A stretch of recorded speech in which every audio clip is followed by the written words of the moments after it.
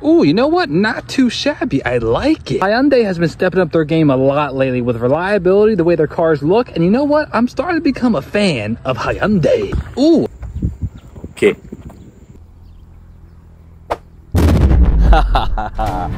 Ini dia Hyundai Elantra CN7. Hyundai Elantra generasi yang ke-7. Tapi sebelum tu, bagi korang yang masih lagi belum subscribe channel Mekanik, tekan klik button subscribe sekarang.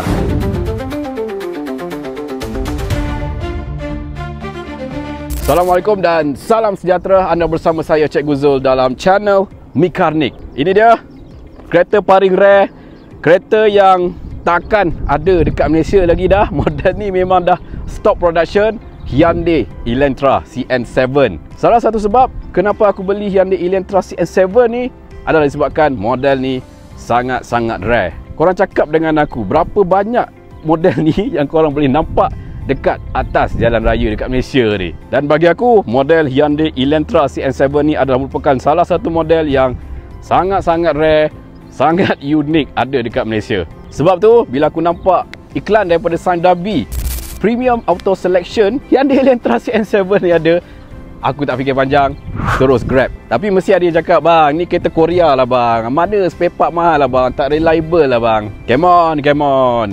Bagi korang yang dah tahu sebelum ni, memang aku pernah menggunakan kereta Korea iaitu Kia Cerato. Bukan sekejap-sekejap aku pakai. Lebih kurang 8 tahun aku drive Kia Cerato. Pada waktu tu model tahun 2015.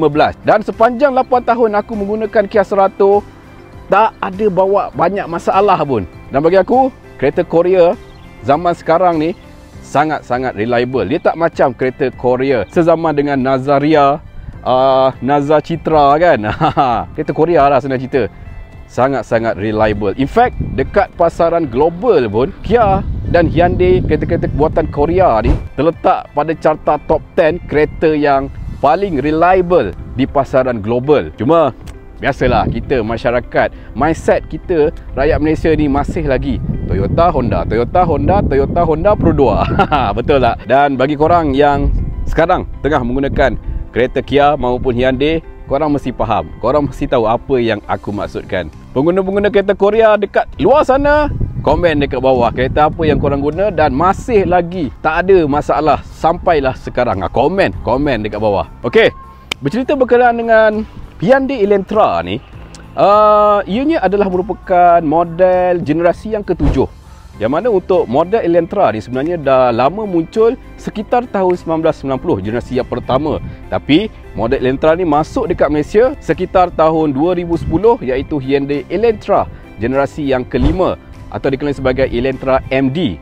Yang mana pada waktu tu desain Elantra MD memang sangat-sangat futuristik. Tak ada lagi pengeluar-pengeluar kereta yang dapat mengeluarkan desain reka bentuk yang se-futuristik Elantra MD pada waktu itu. Dan sampai sekarang Elantra MD, dia punya reka bentuk desain masih lagi nampak sporty. Dan seterusnya model Elantra generasi yang ke-6 iaitu Elantra AD. Model AD ni dia berbeza dengan Elantra generasi yang kelima, Elantra MD.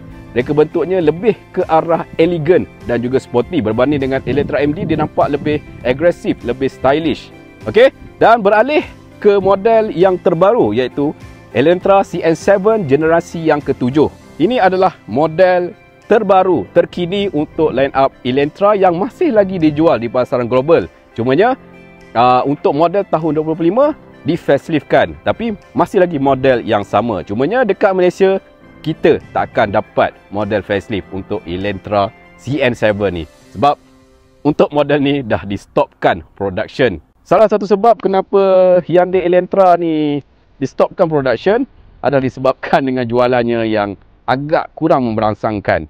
Yalah, untuk Elantra CN7 ni dikeluarkan sekitar pada tahun 2021, waktu PKP dah silap. Dan untuk harga segmen C sedan Elantra CN7 ni pada waktu tu sekitar RM159,000, which is mahal pada waktu tu. Sebabkan untuk Elantra CN7 yang kita bawa masuk dekat Malaysia ni adalah versi CVU. Dan waktu tu Honda Civic FC sekitar, untuk high spec pun sekitar RM128,000. So secara logiknya, Honda Civic RM128,000, Elantra CN7 RM159,000, mana yang korang akan beli? Confirm korang akan lebih memilih Honda Civic FC. Waktu tu Civic FC memang kegilaan rakyat Malaysia lah kan. Dan rakyat Malaysia memang dah tak pandang dah model Hyundai Elantra CN7, walaupun desainnya lebih agresif berbanding dengan Honda Civic FC. Tapi desain ni dia ikut cita rasa masing-masing. Walaupun Hyundai mengeluarkan model Elantra CN7 ni dengan reka bentuk desain yang sangat dynamic macam ni, agresif macam ni, masih lagi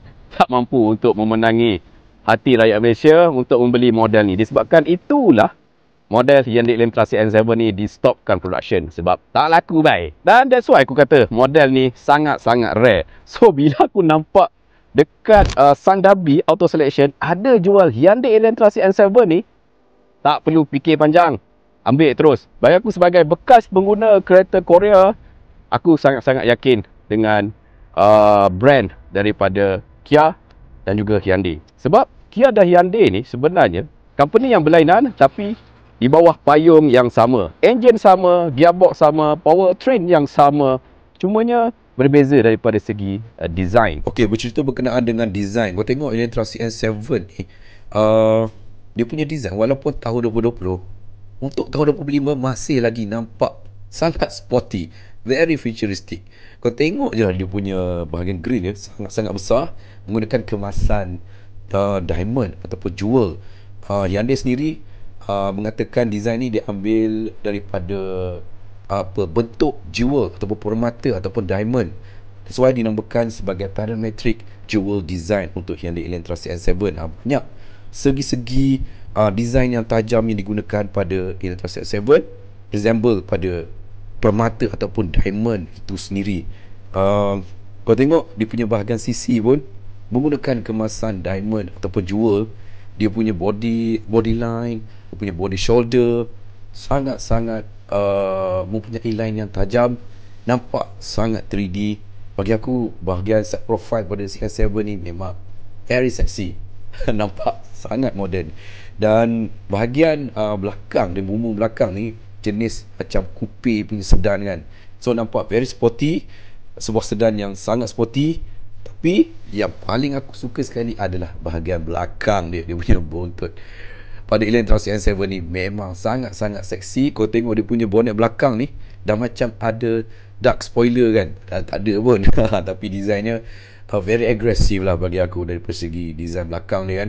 Dan dia punya lampu tail light dia pun memang aku sangat-sangat suka. Dia menggunakan lampu tail light jenis LED berbentuk H. Memang sangat cantik pada waktu malam, mengingatkan aku pada design tail light pada model Lexus IS 300. Untuk Hyundai Elantra CN7 ni dia ada 3 cara nak buka boot ni, boot belakang. Yang pertama, kita berdiri kat sini lebih kurang 3 saat. So dia akan open sendirilah. Yang kedua, kita tekan button dekat sini, right? Dan yang ketiga, kita menggunakan remote hold.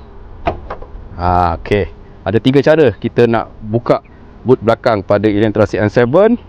Ini keluasan dia sangat-sangat besar. Yang paling penting ada tayar spare. Selain daripada model ni sangat-sangat rare, yang kedua dia punya condition memang padu babe. Okey, korang tengok dia punya engine bay sangat-sangat clean macam kereta baru babe. Dia punya bateri pun baru je dia tukar ni. Macam mana nak tahu kereta ni tak pernah accident, masih lagi mengekalkan standard kilang? Oh tengok. Ini ada spot-spot tanda kuning ni kan. Sini. Sini. Sini. Sini. Sini. Sini. Sini. Sini. Sini. Kau tengok, ini pada lagi pot kuning, spot kuning. Kuning, kuning, kuning, kuning. Kuning, kuning. Banyak gila kuning. Ini menunjukkan kereta ni masih lagi standard kilang, tak pernah accident. Ini adalah tanda birthmark yang dibagi waktu pengeluaran di kilang. Ini salah satu benda yang korang boleh tahulah, senang nak tahulah, senang nak detect kan. Kalau dah tak ada tanda-tanda kuning-kuning macam ni, confirm pernah accident. Itu cara yang mudah untuk korang check.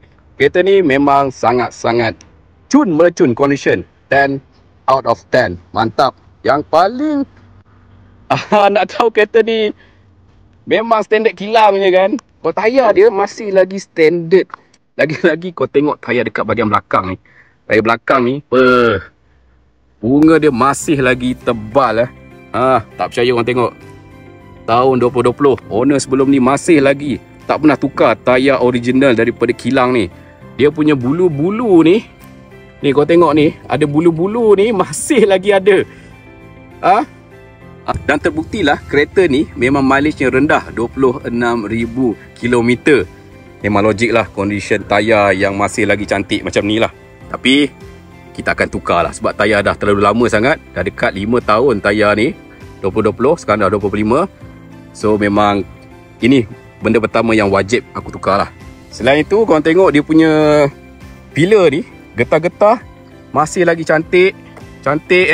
Tak faded, tak terkopak ke apa, masih lagi cantik. Getah pun masih lagi cantik.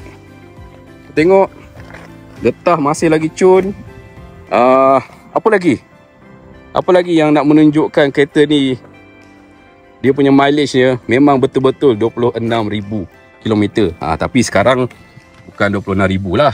Sekarang ni sebab kita dah guna sekitar 29,000 km. Bawah 30,000 untuk kereta yang nak masuk 5 tahun kan. Bagi aku jackpot jugalah kan, dapat kereta mileage yang rendah dengan condition yang very tune. Okey, kita tengok ruang belakang pada Elantra CN7 ni. Bagi aku sangat-sangat luas dia punya seat belakang. 1, 2, 3, lebih kurang 3 genggam Kaki pun boleh meluncur ke depan. Memang sangat-sangat selesa. Tight support pun sangat mencukupi. Headroom pun okey. Dan sudut condong pada seat belakang ni pun sangat-sangat sedap. Dia ada curve sikit dekat bahagian sini.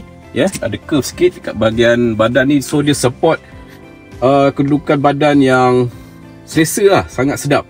Dan seat yang digunakan pun mempunyai design yang sangat-sangat menarik. Menggunakan leather punya kemasan. Seat pun sedap, lembut, tak keras dan best lah. Ada juga armrest, rear armrest, 2 cup holder. Dan ada juga aircon vent. Dan bahagian seat ni dia menggunakan design jaring-jaring lah kan, untuk storage. Dekat bahagian driver ni tak ada, no problem. Cuma ni dia tak ada USB Type-C ataupun Type-A dekat bahagian belakang ni.